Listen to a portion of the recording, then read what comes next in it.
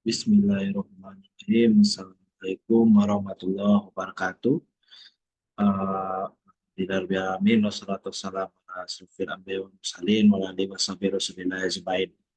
Pertama-tama sekali, mari kita ucapkan puji syukur atas kehadiran Allah Subhanahu wa taala telah melimpahkan rahmat karunia-Nya sehingga pada hari ini Anda bisa menjelaskan materi pada tugas pertemuan 2 politik kebijakan publik bersama dosen yakni Ibu Nora Eka Putri. Perkenalkan, nama Ananda Bivitri Novian dengan NIM 20042210. Baiklah, apakah definisi politik itu? Politik itu merupakan suatu usaha untuk menggapai kehidupan yang lebih baik. Orang Yunani kuno itu, terutama Plato dan Aristoteles, memaknai sebagai end dan omnia atau the good life. Kebijakan merupakan hasil dari serangkaian diskusi yang melibatkan kemauan politik atau political will dan tujuan-tujuan yang ingin dicapai oleh aktor-aktor politik itu sendiri. Nah, konsep politik dan kebijakan itu ada dua hal saling terkait di dalam dunia pemerintahan dan kebijakan.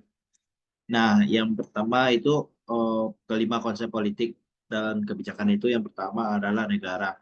Negara sendiri adalah yang menurut William Budiarjo artikan sebagai suatu organisasi dalam suatu wilayah yang memiliki kekuasaan tertinggi yang sah dan ditaati oleh rakyatnya.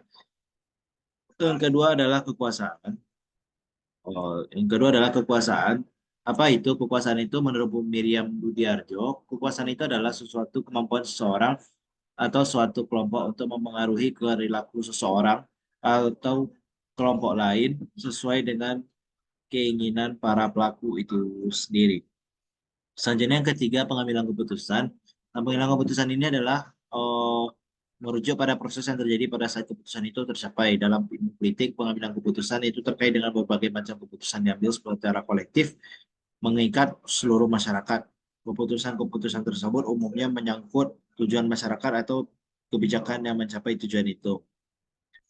Yang keempat, kebijakan umum adalah merujuk pada tujuan bersama yang hendak dicapai melalui usaha bersama serta rencana-rencana mengikat yang dituangkan dalam bentuk kebijakan oleh pihak yang berwenang atau pemerintah. Kebijakan sendiri menurut Miriam Budiarjo adalah suatu kumpulan keputusan yang diambil seorang pelaku atau kelompok politik dalam usaha memilih tujuan atau cara memilih tujuan itu sendiri. Yang terakhir itu bagian atau alokasi. Apakah itu? Dalam ilmu politik, konsep pembagian atau alokasi berkaitan erat dengan pembagian dan pengalokasian nilai-nilai secara mengikat. Pembagian atau alokasi sendiri diartikan sebagai pembagian penjatahan nilai-nilai values dalam masyarakat. Eh, Relasi prioritas politik dan kebijakan. Relasinya pandangan arti politik terdapat beberapa pandangan terkait arti politik. Pandangan klasik Aristoteles juga melihat politik sebagai asosiasi warga negara yang membicarakan menyelenggarakan yang menyangkut kebaikan bersama. Pandangan institusional Max Weber juga melihat politik sebagai persaingan untuk membagi kekuasaan atau mempengaruhi pembagian kekuasaan. Nah, pandangan politik, pandangan kekuasaan melihat politik sebagai mencari dan mempertahankan kekuasaan dalam masyarakat. Pandangan fungsionalisme memandang politik sebagai kegiatan merumuskan dan melaksanakan kebijakan umum. Hubungan politik dengan kebijakan publik menurut para ahli. Nah, Brickland dalam Azami 2012 juga memaparkan bahwa partisipasi politik yang luas adalah kunci dari demokrasi yang sehat.